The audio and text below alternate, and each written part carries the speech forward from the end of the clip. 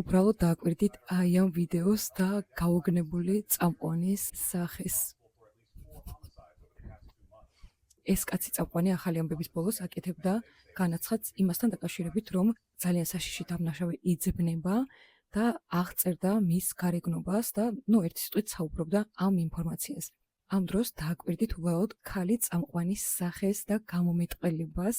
შოკში ჩავარდა იმის გამო თუ რამდენად გავს ეს წამყვანი დამნაშავის ფოტორობოტს ერთ-ერთშია უბრალოდ და ამ ქალი წამყვანის ადგილზე მეც ალბათ შოკში ვიქნებოდი და არანაკლებ ემოციური იქნებოდა ჩემი მდგომარეობაც. თუმცა ვიდეოს კომენტარებში რომ შევედი, ძალიან ბევრი წერდა, რომ ეს არ არის ნამდვილი ვიდეო და არის AI-ის მიერ გაკეთებული. რადგან არ ვიცი, მეგობრებო, გარანტიას ვერ გაძლევთ, რომ ეს არის ნამდვილი ვიდეო. როგორც სიტუაცია არის ძალიან სასაცილო, ძალიან სახალისო და საკმაოდ კარგად გავერთე, როცა ამ ვიდეოს უყურებდი, კომენტარებს ვკითხულობდი და თუნდაც აი ამ კონკრეტული ვიდეოს ჩაწერის დროსაც საკმაოდ კარგ ხასიათზე დავდექი.